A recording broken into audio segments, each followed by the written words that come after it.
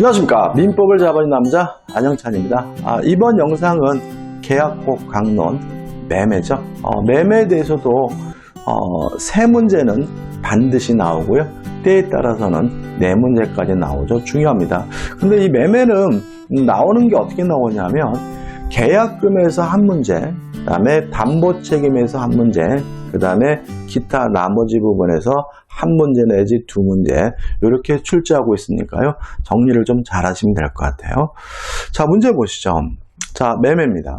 1번 매매의 일방예약이죠. 자, 일방예약이 뭔가요? 예약을 함으로써 형성권인 예약 완결권이 한쪽 당사자에게만 발생하는 계약이 일방예약이고요. 이 일방예약은 예약을 했다 그래서 물건이 변동되는 것은 아니기 때문에 항상 채권 계약이에요. 따라서 1번 매매 일방예약은 물건 계약이다. X죠.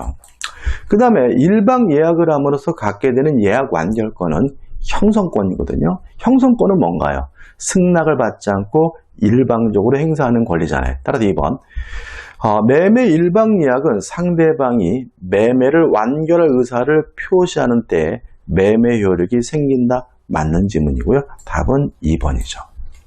3번 예약 완결권의 행사기간입니다. 자, 형성권은 소멸시 걸리지 않고요. 제척기간에 걸리는데 제척기간은 당사자의 주장이 없더라도 법원이 직권으로 도가됐는지 여부를 판단해 줘야 되므로 행사기간 내 행사였는지에 관해 당사자의 주장이 없다면 법원 이를 고려할 수 없다.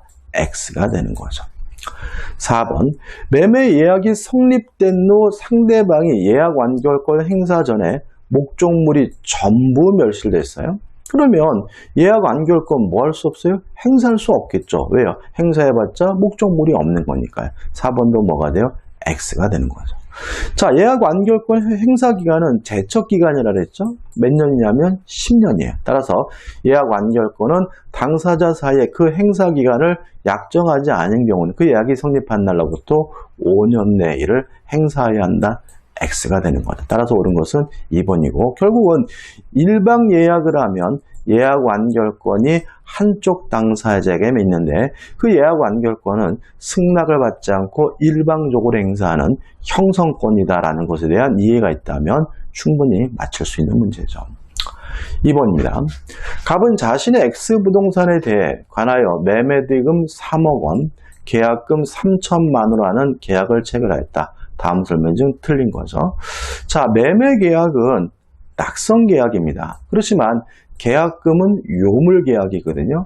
계약금이 요물 계약이라는 말은 실제로 지급해야지만 성립한다는 얘기니까 1번 을이 계약금의 전부를 지급하지 않으면 계약금 계약은 성립하지 않는다. 맞는 지문이 되는 거죠.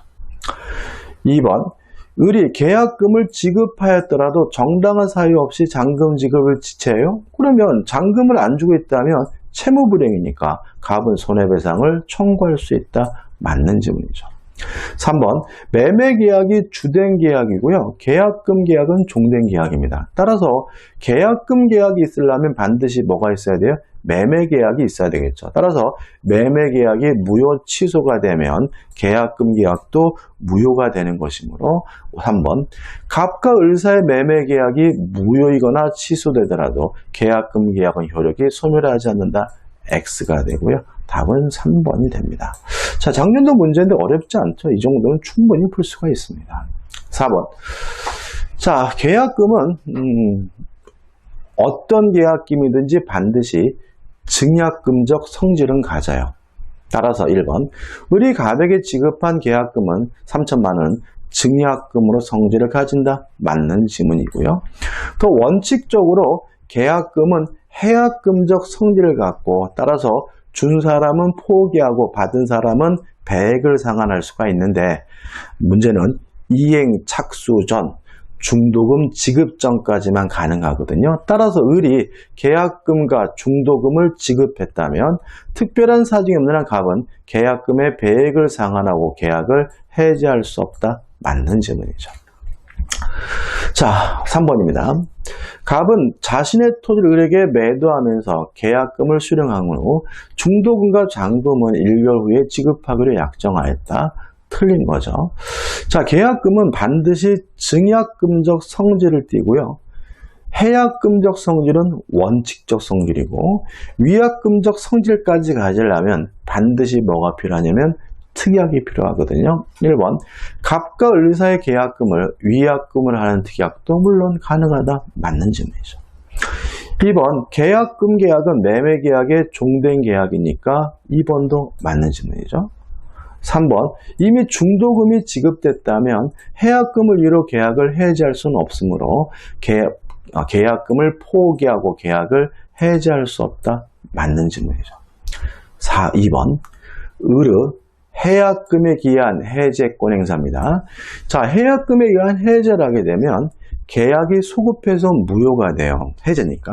다만 이행 착수 전 이행한 것이 없기 때문에 원상 회복 문제는 발생하지 않고요. 또 해약금에 의한 해제는 채무불이행이 아니기 때문에 별도로 손해배상은 청구할 수가 없습니다. 따라서 발생한 손해에 대해 갑은 그 배상을 청구할 수 있다는 질문은 X가 되고요. 답은 4번이 되는 거죠. 그 다음에 자, 증약금적 성질은 모든 계약금의 본질적 성질, 해약금적 성질은 원칙적 성질이잖아요. 원칙이라는 말은 안 그럴 수도 있다는 얘기죠. 다시 말하면 당사자 간의 특약으로 해제할 수 없다. 해약금적 성질을 배제하기로 하면 이제 그 계약금은 증약금적 성질만 갖는 계약금이 되거든요. 따라서 5번, 갑과 을 사이에 해약금에 기한 해제권을 배제하기로 한 약정을 했다면 더 이상 해제권을 행사할 수 없다. 맞는 질문이고 이렇게 되면 그 계약금은 증약금적 성질만 갖게 되는 거죠. 답은 4번입니다. 자, 4번입니다. 계약금에 관한 설명으로 틀린 거죠. 자, 계약금을 이유로 계약을 해지하면 채무불이행이 아니니까 상대방은 채무불이행을 이유로 손해배상을 청구할 수 없다. 맞죠? 매매계약은 주된 계약이고 계약금 계약은 종된 계약이고요. 3번, 계약금을 위약금으로 하는 당사자의 특약이 있으면 이제 이 계약금은 위약금으로 성질을 갖게 되고요.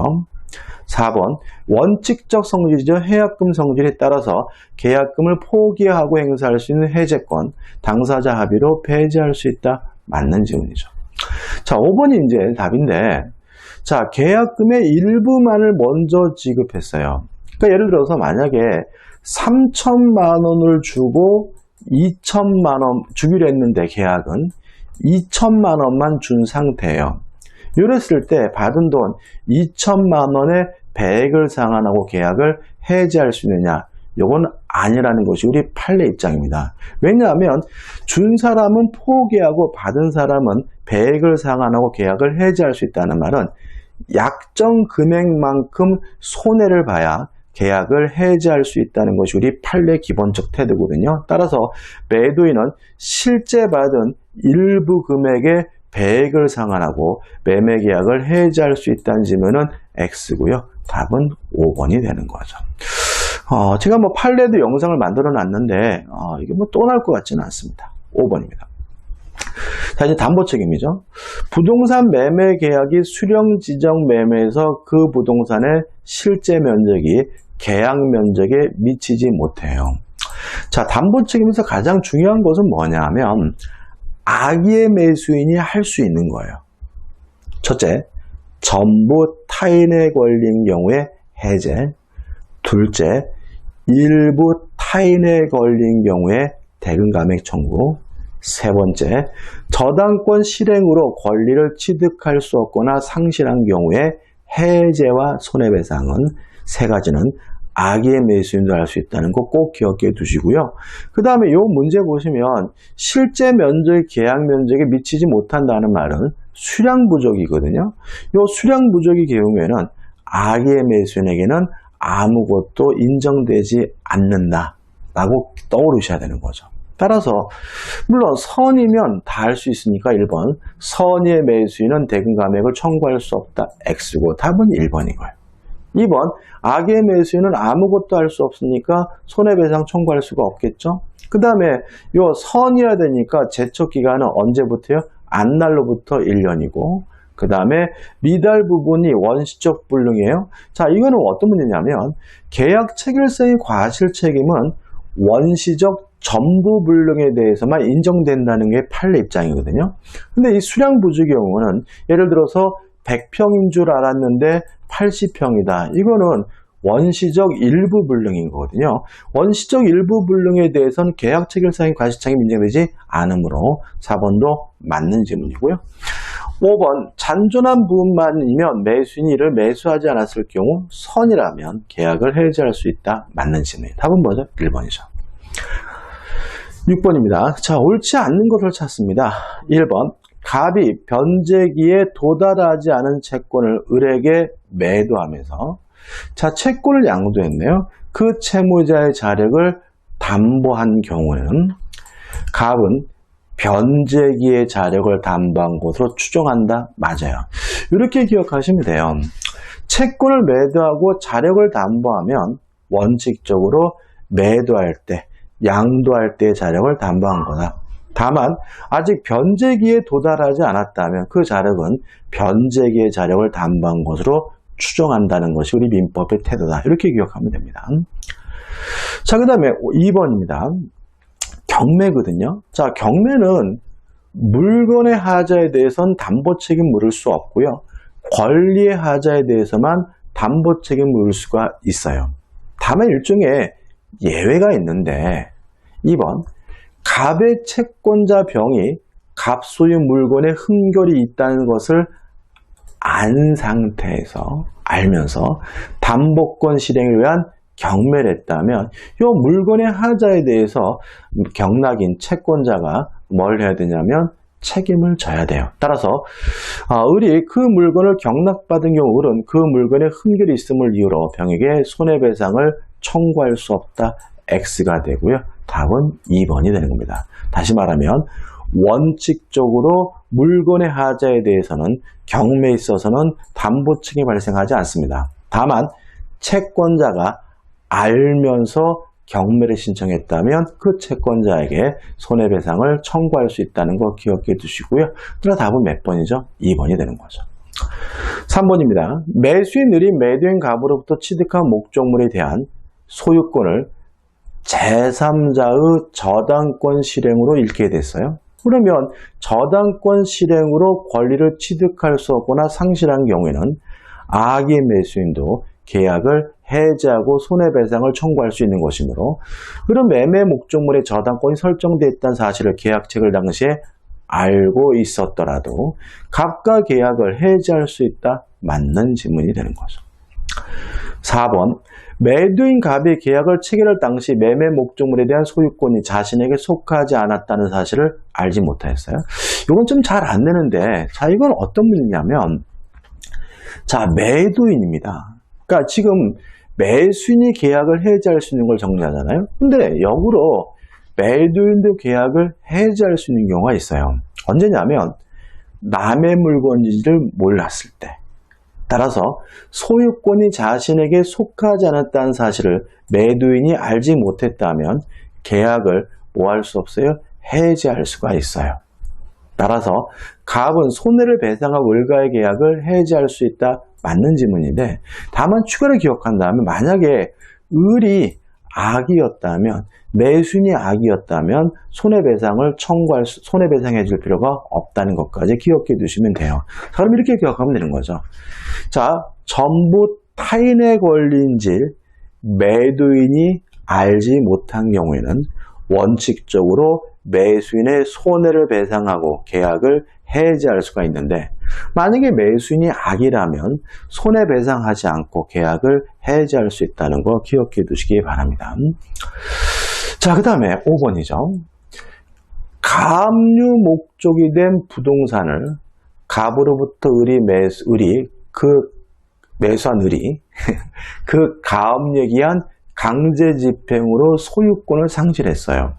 근데 이게 나올 수 있는데 이게 가압류가 될 수도 있고 가등기가 될 수 있고 다른 게 들어갈 수 있는데 여기서 소유권을 상실했다라는 말은 무엇과 다름이 없는 거죠? 저당권 실행과 다름이 없는 거죠. 이렇게 가압류나 가등기 실행으로 소유권을 상실하게 되면 저당권 실행에 의한 담보증에 관한 민법 규정이 적용이 됩니다. 따라서 악의 매수인도 계약을 해지하고 손해배상을 청구할 수가 있기 때문에 그런 계약 체결 당시에 가압류 존재를 알고 있었더라도 손해배상을 청구할 수 있다. 맞는 질문이죠. 이 5번은 가압류나 가등기로 바뀌어서 충분히 출제될 수 있는 거니까요. 꼭 기억해 두시기 바랍니다. 답은 2번이죠. 7번입니다. 하자 담보증에 관한 설명으로 틀린 걸 찾습니다. 기출문제죠. 자, 1번 땅을 샀는데요. 땅이 매도인께 아니라 남의 땅이에요. 이건 권리하자예요. 근데 땅을 사서 매도인으로부터 이전 등기를 받았는데 그 땅을 쓸 수가 없는 땅이에요. 집 줄 수가 없는 땅이. 그거는 뭐죠? 물건의 하자인 거죠. 따라서 1번 건축의 목적으로 매수한 토지에 대한 법적 제한으로 건축 허가를 받을 수 없어 건축이 불가능한 경우 이는 매매, 목적물, 물건의 하자에 해당한다. 맞는 질문이죠. 2번 제척기간이죠. 소멸시효가 아니라는 거 기억해 두시고 그 다음에 3번 하자 담보책이면 매수인의 손해배상 청구권은 이거는 채권이니까 이거는 뭐예요? 소멸시 대상이 될 수도 있습니다. 그러니까 다시 말하면 제척기간에 걸리는데 채권으로서 뭐에 걸릴 수도 있죠? 소멸시 걸릴 수도 있다는 거죠. 4번 자 담보책임 면제특약은 가능하고도 유효해요. 근데 문제는 매도인이 그 매매 목적물에 하자가 있다는 사실을 알면서 이를 매수인에게 고지하지 않았다면 그 책임을 면할 수 없은 너무나 당연한 것이기 때문에 맞는 질문이죠. 자, 5번 매도인의 담보증 기본적으로 무과실 책임입니다. 따라서 매도인에게 아무런 고의과실이 없더라도 담보 책임을 지거든요. 근데 다만 매수인에게 과실이 있다면 그 과실만큼 깎는 것은 가능한 거예요. 과실상계라고 하거든요. 따라서 하자의 발생 및 그 학대에 과공한 매수인의 잘못을 참작하여 과실을 참작하여 손해배상의 범위를 정할 수 없다가 아니라 있다기 때문에 5번이 X고 5번이 답인 거죠. 자, 8번입니다. 을명의의 소유권 이전 등기 청구권 보존에 가등기가 맞춰진 갑소유 X 건물에 대한 병이 경매를 신청하였다. 그 경매 절차에서 매각대금을 완납한 정명의로 X 건물의 소유권 이전 등기가 맞춰졌고 매각대금이 병에게 배당됐어요. 자, 그러면 지금 이 병이 늦어요. 그래서 이 병이 경매했더라도 이 가등기는 소멸되지 않고 남아있거든요. 그러면 만약에 경락인 정이 이 소유권을 취득했다 하더라도 가등기에 기한 본등기를 하게 되면 정은 소유권을 박탈당하게 되거든요. 그러면 무엇과 다름이 없는 거죠? 저당권, 전세권 실행으로 권리를 취득할 수 없거나 상실한 경우와 다름이 없는 거죠. 앞에 문제에서 봤단 말이죠. 자, 그럼 생각해 보자고요. 자, 일단 이거는 뭐죠? 경매입니다. 경매는 물건의 하자에 대해서는 담보책임 물을 수가 없으니까 1번 X 건물 자체 하자가 있는 경우 청은 갑에게 하자 담보책임 물을 수가 없다. 맞는 질문이죠. 2번 경매 절차가 무효예요. 자, 이것도 참 많이 제가 말씀드렸죠. 모든 책임은 무엇을 전제해요? 유효함을 전제해요. 따라서 무효면 담보 책임 발생하지 않기 때문에 정은 갑에게 손해배상을 청구할 수 있다. X가 되고요. 답은 2번이 되는 거죠. 틀린 거죠, 그죠? 3번 경매 절차가 무효인 경우, 자, 무효면 이행하기 전이면 이행할 필요가 없고요. 이행한 것이 있다면 돌려받아야 되겠죠. 정은 병에게 부당이득 반환을 청구할 수 있다. 맞는 질문이죠. 4번 정의 소유권 취득한 우리 가등기에 기한 본등기를 했어요. 그러면 저당권의 실행과 마찬가지니까 정은 선악불문하고 계약을 해지하고 손해배상을 청구할 수 있으므로 4번도 맞는 질문이죠. 5번 정의 소유권을 취득한 우리 가등기에 기한 본등기를 했어요. 정은 갑이 자력이 없는 때는 누구에게요? 병에게 배당을 받은 병에게 배당금 반환을 청구할 수 있다. 맞는 질문. 이게 무슨 말이냐면 경매에 있어서는 1차적으로 매도인인 채무자가 담보 책임을 부담하지만 채무자가 무자력이면 배당을 받은 채권자가 담보 책임 부담한다는 얘기고요. 답은 2번이 됩니다. 9번입니다. 환매에 대해서는 시험 문제를 잘 알내는 편인데 또 최근에서는 꼬박꼬박 내는 편이기 때문에 좀 보는데 기억할 것은 많지 않아요. 일단 첫 번째 동시에 해야 된다. 뭘 동시에 해야 되냐면 1번 등기와 계약을 동시에 해야 된다. 기억해 두시고 그 다음에 두 번째는 기간의 제한이 있어요. 부동산은 5년, 동산은 3년을 초과할 수가 없습니다. 따라서 부동산에 대한 환매 기간 3번이죠. 7년으로 정한 때는 5년을 초과할 수 없으니까 5년으로 단축된다. 맞는 지문이 되는 거죠. 그죠? 그 다음에 더 꼭 기억해야 될 것은 뭐냐면 요 부동산은 5년, 동산은 3년이라는 환매 기간은 연장할 수가 없다는 것도 꼭 기억해 두셔야 되겠죠? 자, 4번 보시면 환매 등기가 경료된 나대지예요. 그러면 나대지라는 말은 환매 등기가 될 당시에 뭐가 없었다는 얘기죠? 건물이 없었다는 얘기니까 건물이 없었다면 뭐가 발생할 수 없어요? 관습법상 동시이해항변권이 발생할 수가 없기 때문에 나대지에 건물을 신책된 후 환매권이 행사된 경우 특별한 사정이 있는 한 그 건물을 위한 관습상의 법정지상권은 발생하지 않는다. 맞는 지문이 되는 거죠. 5번 특별한 약정이 없는 한 환매 대금에는 매수인이 부담한 매매 비용이 포함된다. 맞는 질문인데. 1번이 답이죠. 1번. 자, 등기 뭐예요? 동시에 되고. 5번은 맞는 질문입니다. 동시에 되고, 만약에 등기하지 않았으면 제3자에게 뭐 할 수 없어요? 대항할 수가 없을 테니까 1번이 답이네. 그죠? 뭐 당연한 얘기입니다. 그죠? 그렇지만, 계약도 등기도 동시에 해야 되고, 기간 조심하시기 바라고, 법정지상권이 발생하려면 건물이 있어야 된다는 것도 잊지 마셔야 되겠죠. 자, 10번입니다. 옳지 않는 것을 찾죠. 1번은 뭐 읽어보지는 않겠어요. 너무나 당연한 이야기고. 그 다음에 부동산이죠. 5년이죠. 따라서 기간을 정하지 않으면 기간은 5년으로 하고요. 뭐 하지 못합니까? 연장하지 못한다. 맞는 질문이고 꼭 기억해 두셔야 되고요. 그 다음에 3번. 환매 특약의 실효는 원칙적으로 매매 계약의 효력에 영향을 주지 않는다. 맞습니다. 다시 말하면 매매 계약이 주된 계약이고 환매 특약은 뭐죠? 종된 계약이니까. 4번은 맞는 지문인데 큰 의미는 없고 그 다음에 5번 부동산 매매 계약에서 소유권 이전 등기와 함께 환매 특약에 따라 환매 등기가 있은 후 그 부동산의 제3자의 저당권 등기가 마쳐졌어요. 그러면 환매 등기가 먼저고 저당권은 무효잖아요. 따라서 매도인이 환매 기간 내에 적법하게 환매권을 행사하면 저당권은 소멸한다는 질문도 맞는 질문이죠. 또 뭐가 답이죠? 1번이 답이었어요? 안 읽어봤더니. 죄송합니다. 없다구나. 마음이 급해요, 제가. 너무 길면은 여러분들이 좀 아마 스트레스 받아 잘 안 보시는 것 같아서 짧게 하려고. 자, 우리가. 자, 1번. 매도인이 매매 계약과 동시에 환매를 보류할 때는, 까지는 맞죠. 환매 대금은 매도인이 영수한 대금 및 매수인이 부담한 매매 비용에 한정되며 당사자 특약으로 환매 대금을 다르게 정할 수 없다. X네요. 답은 1번이죠. 자, 이걸 어떻게 기억하시냐면 이렇게 기억하시면 돼요. 계약법은 계약 자유의 원칙상 임대차를 제외한 나머지 모든 규정은 임의 규정이다. 계약법 총론 규정 싹 임의 규정이고요. 매매 관한 규정도 싹 임의 규정이에요. 따라서 매매 관한 모든 것은 당사자 간의 특약으로 달리 정할 수가 있어요. 환매도 뭐죠? 특약으로 달리 정할 수 있고, 근데 강행 규정인 것은 뭐죠? 요 기간 정도겠죠. 5년은 특약으로 뭐죠? 연장할 수 없다는 거는 강행 규정의 의미겠죠. 아무튼 1번이 답입니다. 죄송합니다. 11번입니다. 자, 몇 분까지 있죠? 12번까지구나.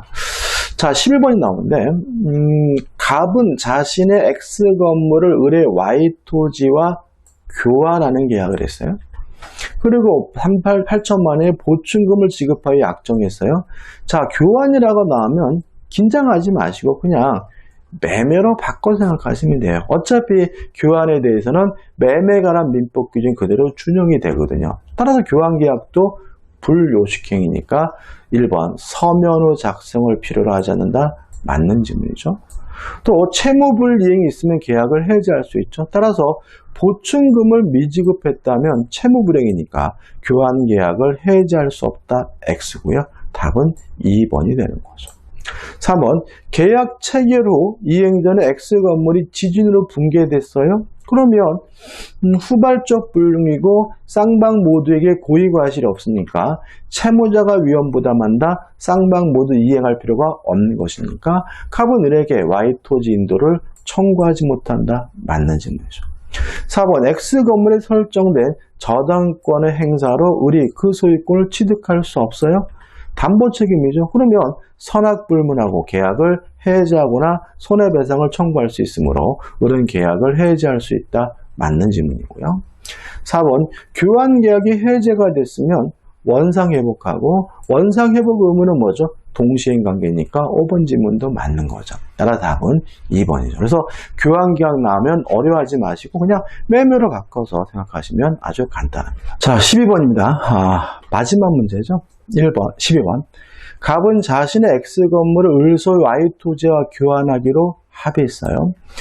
교환이 나오더라도 너무 걱정하지 마시고 뭐죠? 매매로 생각하시 접근하시면 되고 가격 차이로 발생한 보증금의 지급을 바라하여 Y토지에 설정된 저당권의 피담보 채무를 이행 인수하기로 약정했어요. 그러면 갑이 지금 X건물을 넘겨주면서 Y토지를 받는데 저당권을 끼고 산 거죠. 자, 옳은 걸 찾습니다. 1번 교환계약이 체결 후 갑의 기축사유 없이 X건물이 멸실됐어요. 그러면 위험부담 문제니까 1번은 X죠. 2번 갑이 보충금을 제외한 X건물의 소유권을 을에게 이전하면 특별한 사정이 없는 한 계약상 의무를 한 것이 된다. 자, 지금 보시면 보충금 지급에 가름하여 대신하여 뭐죠? 대출을 끼고 산 거니까 굳이 보충금을 뭐 할 필요 없어요? 줄 필요는 없는 거죠. 따라서 이전하면 계약상 의무를 한 것이 된다. 맞는 지문이고요. 답은 뭐죠? 2번이 되는 거죠. 3번 갑과 을의 특약이 없는 한 목적물의 하자에 대하여 상대방에게 담보 책임을 부담하지 않는다. X죠. 물건의 하자 담보 책임 부담해야지. 왜요? 교환도 담보 책임 발생하니까. 4번 갑이 피담보 채무의 변제를 게을리하여 저당권이 실행될 염려가 있어 을이 자 원래 갑이 지금 이행을 인수하기로 한 거거든요. 근데 이행 인수가 결국은 뭐냐면 보충금을 주는 대신 이행을 인수하기로 한 거잖아요. 근데 이 인간이 안 주는 바람에 을이 그 피담보 채무를 변제했다면 갑은 보충금을 안 준 거죠. 채무 불이행을 하고 있는 거죠. 따라서 을은 교환계약을 해제할 수 없다가 아니라 있다기 때문에 4번도 뭐가 돼요? X가 되는 거죠. 다시 말씀드릴게요. 자, 보충금을 주는 대신 채무를 인수하기로 했잖아요. 근데 변제를 게을리한다는 말은 보충금 안 주고 있다는 거죠. 그래서 우리 그 채무를 갚았다면 갑의 채무 불이행이 있는 것이 을은 교환계약을 해지하는 것이 가능합니다. 5번 자 을이 시가보다 높게 Y토지 가액을 고지했어요. 자 이것이 기망이라 하더라도 위법하지 않기 때문에 사기가 아니에요. 사기가 아니니까 불법행위가 아니죠. 따라서 갑이 보충금을 지급하기 약정했다면 갑은 을에게 불법행위한 손해배상 청구도 가능하다. X가 되는 거죠. 그죠? 왜요? 사기가 아니니까 불법행위도 아닌 거죠. 그럼 답은 뭐죠? 2번입니다. 다시 한번 간단하게 말씀드리면 지금 보충금 지급에 가름하여 피담보 채무를 이행 인수하기로 했단 말이죠. 근데 지금 이 사람이 채무를 변제하지 않고 있다면